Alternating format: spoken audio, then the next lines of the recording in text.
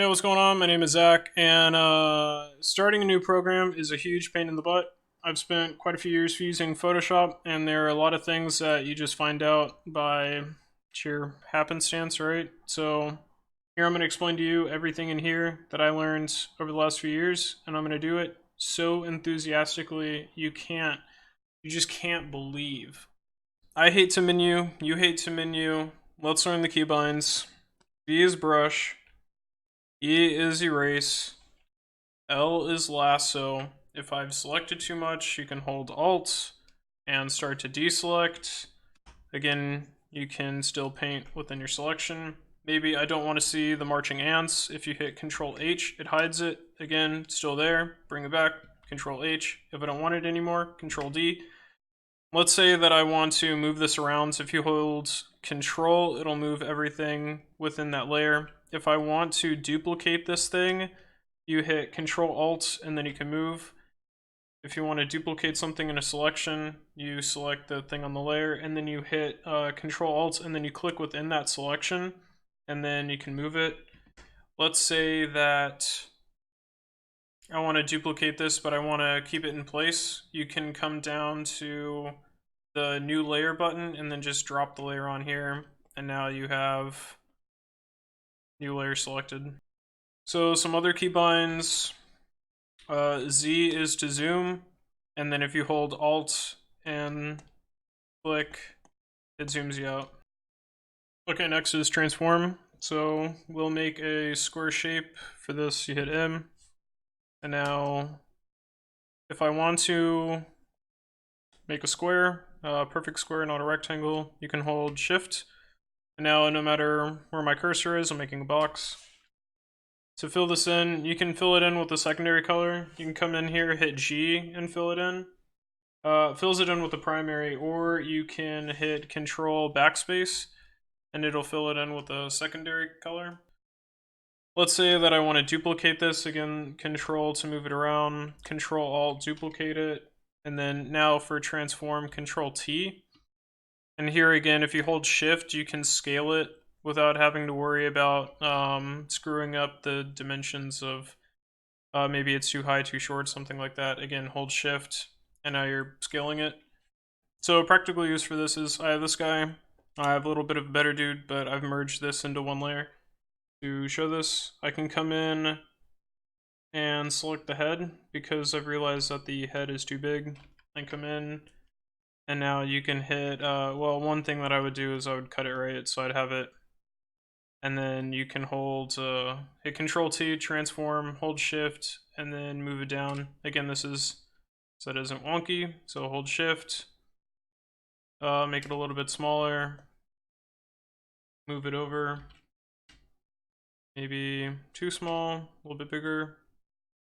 So next thing you're going to want to do is set keybinds for flipping canvas and for flipping layer. So go to keyboard, shortcuts, go to here, flip horizontal on edit, and then now we go to image, drop this down, and then here, flip canvas horizontal. So why do we do this? I've got this guy on one layer. It only makes sense for me to flip the layer for this guy. However, the bigger image that we have, what I'm still working on, there's a bunch of layers here. If I want to flip something in here, flipping layer doesn't work, so you have to flip canvas. Again, it does flip the whole canvas, but because you have so many layers attached to one image, you just have to flip canvas. And again, flipping is really important because it'll look good in one direction, but as soon as you flip it, you're going to notice a bunch of mistakes. That is something to pick up. And now another practical use for this is, let's say that I want to redesign the spear of this. So there's a few things to go over with this, right? So select it, and now we're going to copy this, move it up over here. Now I want to move this thing up and down, right? But maybe it's off, maybe not. So new layer, let's draw a vertical line. So we're gonna touch and then hold Shift and then pull up. And now you have a vertical line. You can do the same, moving across with horizontal. Hold Shift, click around, And here we go. A practical use for this is, let's say that I want to put a highlight on this spear. So I'll touch it and then touch the endpoint. And now you can see that we have this highlighted line. This is just so that I don't have to like freehand draw a line. You know, it's going to be all shaky, and then all we have to do is clean it up. Now I'm going to move this onto here. So here I've got it pretty alright, but let's say that I had in this position again. One thing that I'll do is, I don't know if you see this point here.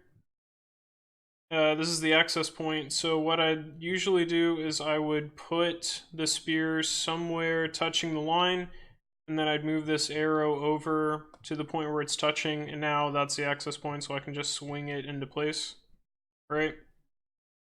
And now what you can do is on another layer, you can come in and begin to draw the sort of new idea for the spear you have, right? So let's make this a trident.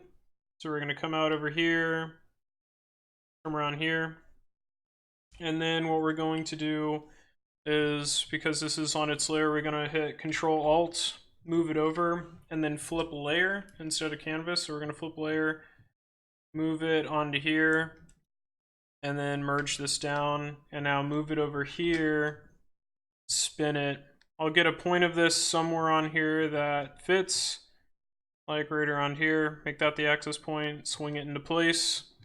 So next is layer lock and pixel lock. So we have this guy here, right? So all these layers, as you can see, the arrow, they are all locked onto this main layer here. This is because if I were to take this off, you can see that I've painted all over the place. But the point of the layer lock is I have this guy here, right?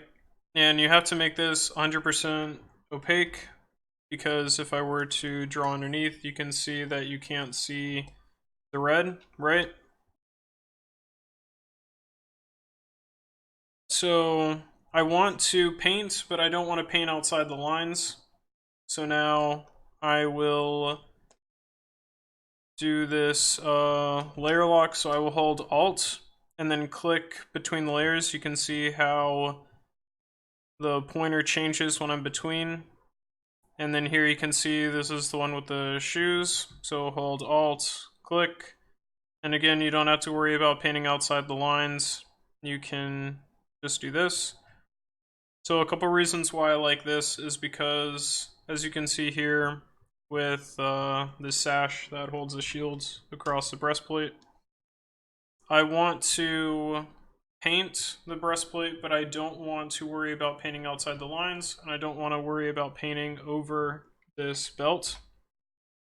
So I have it layer underneath the belt, and then I can come in here and then paint, and again, I don't have to worry about going over the sash. The same with this one. This one is for the spear, so I can come in and I can paint on here, I can paint on the leg, I can paint on this, and again, I don't have to worry about hitting the spear and having to repaint that a bunch of times. So this is a good use for the layer lock. So the pixel lock, you can see, again, this is the sash layer. You see this lock here, and that is this. So you see lock, and then you see this checkerboard pattern. When I click it, the lock appears, and now I can paint on top of this, and I don't have to worry about painting outside the lines. So these are two different things, right? So even if I were to turn this off of this layer, so you can see that it's outside the lines over here. Well, right, so outside the lines over here. If I turn on the pixel lock, now I can paint within it. But I want to paint within it, and I want it to be within the lines of the soldier guy. So again, pixel lock and layer lock going on with this. So next thing I want to do is go over the uses of skew. So let's say you got this guy and you want him to lean a little bit more forward. So Control T, then hold Control, click on a point, move it around. You can click on here, move this around, move this back. I use this a lot when it comes to needing to adjust something. Again, Control T, you can sort of move it around, rotate it, but sometimes you really do need to just scoot around to get it in the right position. Next is, I have this, built a room here. So let's say that I want to put a door over here, and you have to draw it in perspective and put details on it. Maybe you have a picture on the side over here, and trying to draw a picture in perspective, huge pain in the butt. So what you can do is just draw it 2D, and then use skew to warp it into perspective. So let's just say door, some details, copy this over, merge these together, copy this up, put a door handle, move all this down, shrink this, open this up. All right, now we're gonna put a door over here, but we're going to put it into perspective. So let's say got those two lines. Now I match this up, right? So now you have a door in perspective, and then we're gonna do the same with the picture frame. So draw this, maybe some mountains, clouds, sun, take this, put it on the wall.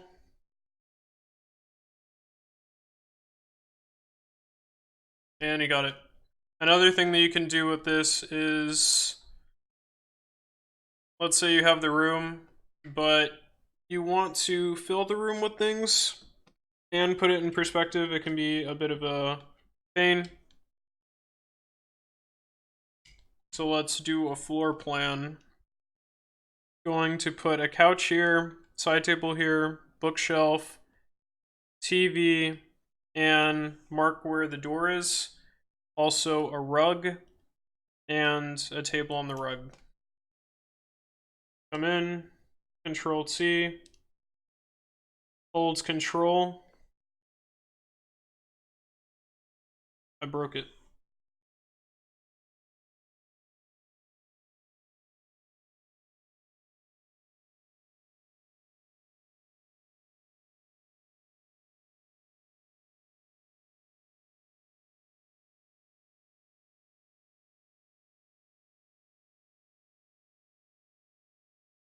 Okay, and from here, you know that the sofa's here. You have the rug, but it's being hidden. You have the table. And maybe you have TV on a stand. Door is somewhere over here. Side table here. Bookshelf here.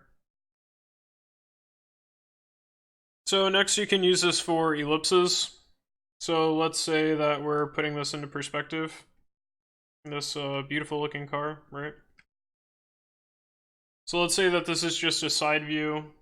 We're gonna go here to ellipse, new layer, gonna drag it, shift, make it perfect. Go to edit, and then stroke, and then 5, sure. And now you wanna move it here, shrink it down, but the ellipse isn't into perspective, right? It looks like the car is pointed off to the right. So we have it sort of matched up, and then you hold Control, and you fit it in. And now you have a circle in perspective. This horse head, let's say that I'm drawing it like I did for some of my other videos. So how do I get rid of the background? You can hold W and click in the selection. If it's selected a little bit too much, like let's say I was selecting the black and now it's moved up into some of this white area, one thing that you can do is move to the tolerance area over here and make the tolerances smaller. If I don't like using this, sometimes you can remove black from an image really easily, and that's by double clicking this picture here. It'll bring up this menu, and one thing that you can do is move the black over into this white area. Well, cool guys, I hope that helps. Definitely been a lot. If you have anything else you want me to cover, let me know in future videos. If you like this, then definitely like and subscribe. I have content coming out all the time. holidays is kind of hitting, so it's slowed things up a little bit, but I definitely appreciate you guys watching, and I hope you have a good one. See ya.